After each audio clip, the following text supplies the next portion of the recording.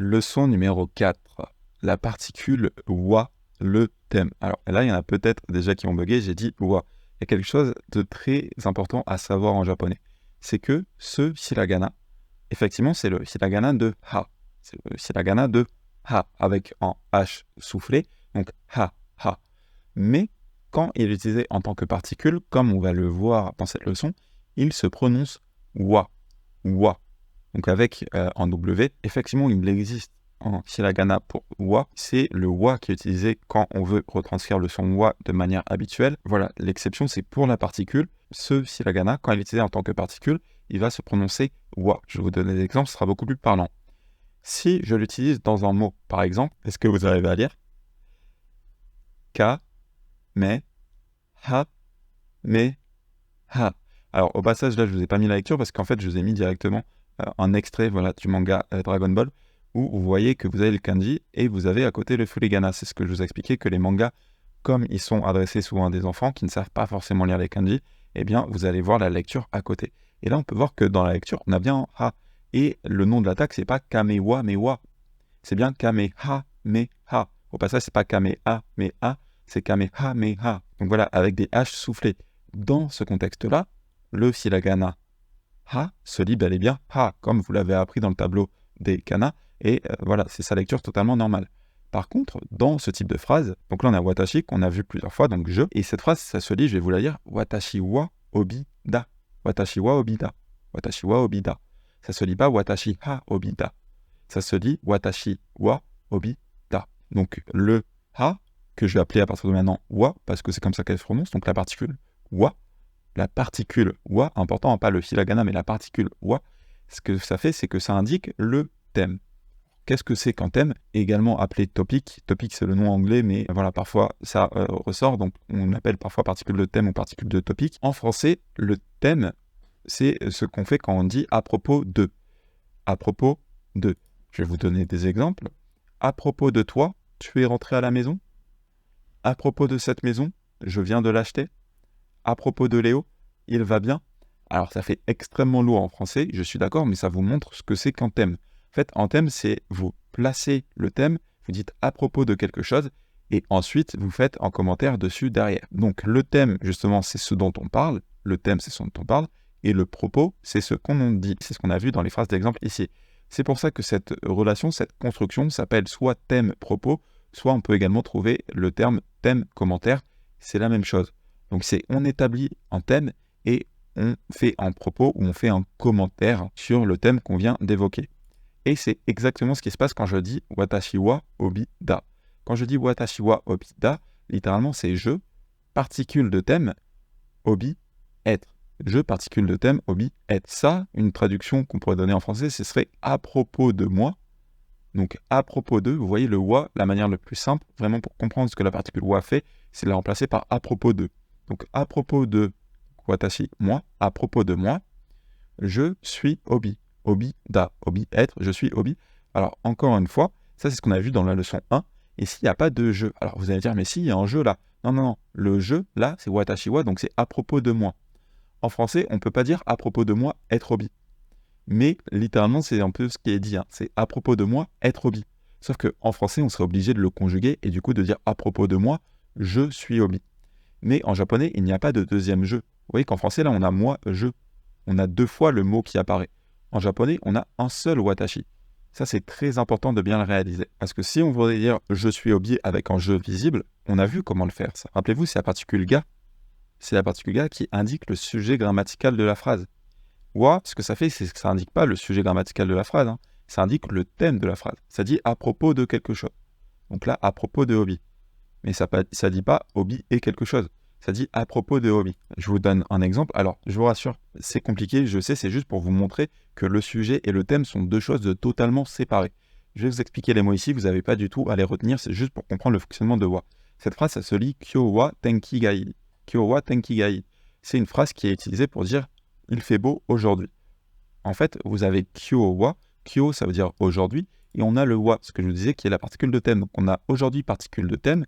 Tenki ga, tenki ça veut dire le temps, dans le sens la météo donc le temps, et on a la particule de sujet. Donc ici on a un thème et on a un sujet. Le thème c'est aujourd'hui, le sujet c'est le temps. Et on a i qui est un adjectif, on aura l'occasion de revenir sur les adjectifs en japonais plus tard, qui veut dire être bien. Être bien. Donc, ici, on a aujourd'hui particule de thème, temps particule sujet, être bien. Qu'est-ce que ça voudrait dire ça? Ça voudrait dire à propos d'aujourd'hui, kyo wa, à propos d'aujourd'hui, tenkiga, le temps, i, est bien. À propos d'aujourd'hui, le temps est bien. Vous voyez bien que ici, le thème et le sujet sont totalement séparés. Donc, cette phrase en français naturel, ça deviendrait aujourd'hui il fait beau. Voilà, c'est juste pour vous montrer que littéralement, on ne dit pas aujourd'hui il fait beau, littéralement, on dit à propos d'aujourd'hui, le temps est bien. C'est la formulation, la stratégie d'expression qui est utilisée pour dire aujourd'hui il fait beau. Et là, on voit bien que thème et sujet sont séparés. Ga, ça indique le sujet grammatical de la phrase, wa, ça indique le thème de la phrase. Retenez bien ça, c'est super important. Maintenant, il faut savoir que le japonais adore la construction thème-propos / thème-commentaire. Donc c'est la même chose, hein, thème-propos, thème-commentaire. Le japonais adore cette construction. C'est une construction extrêmement naturelle en japonais. En français, on l'a vu, c'était pas naturel.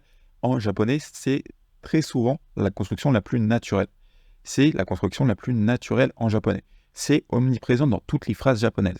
Et du coup, une manière très naturelle de dire « je suis obi » en japonais, ça va être de dire « watashi wa obi da ». Mais littéralement, nous, on le traduit en français par « je suis obi ». Mais ce qui est dit en japonais, c'est « à propos de moi, obi, être ». À propos de moi, obi, être. Que l'on traduit en français par « je suis obi ». Mais on ne dit pas « je suis obi ». On ne dit pas watashi ga obida, on dit watashi wa obida. Donc à propos de moi, être obi. Je vous invite vraiment, dès que vous voyez en wa, à penser à propos de, parce que si vous ne le faites pas, ça va engendrer la confusion plus tard quand on verra d'autres particules et quand on verra des phrases plus complexes. Là, la confusion elle peut naître parce que ce sont des phrases très simples avec très peu d'éléments. Mais retenez bien ça, quand vous avez un wa, pensez vraiment à propos de.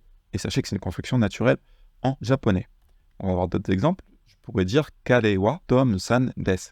Kare, kare, ça veut dire lui, lui.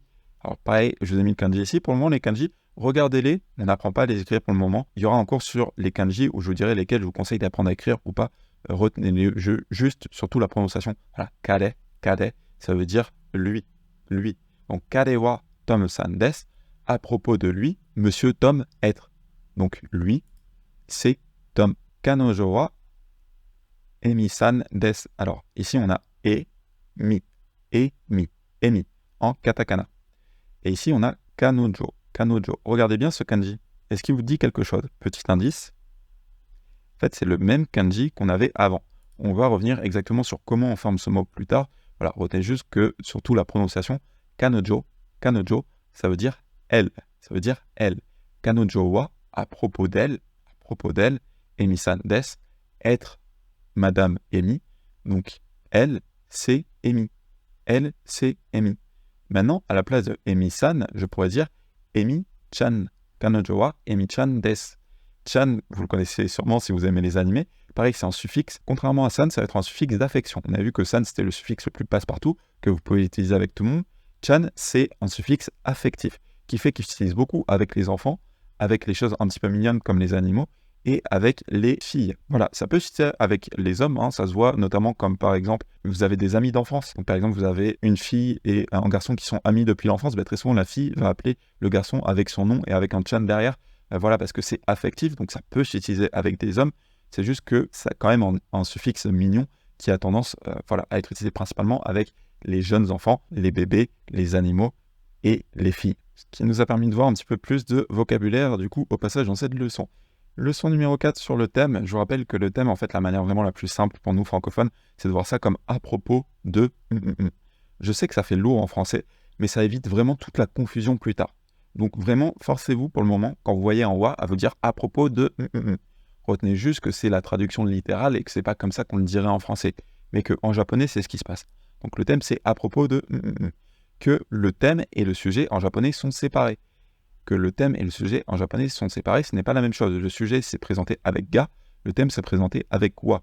Parfois, effectivement, on va faire un commentaire sur un thème et il va s'avérer que on ne va pas préciser de sujet par la suite. Vous avez vu qu'on peut dire watashi wa obi desu pour dire à propos de moi être obi et qu'en français ça deviendrait à propos de moi je suis obi. Mais qu'au niveau du japonais, c'est quand même séparé. Le thème et le sujet ne sont pas la même chose. Wa, en tant que particule, ça se prononce bel et bien wa. Voilà, je vous ai mis le hiragana ici. Ça se prononce bien wa et non pas ha. Très important, si vous dites ha, on ne comprendra pas. Voilà, quand c'est utilisé en tant que particule, ça se prononce wa. et que c'est une construction naturelle en japonais.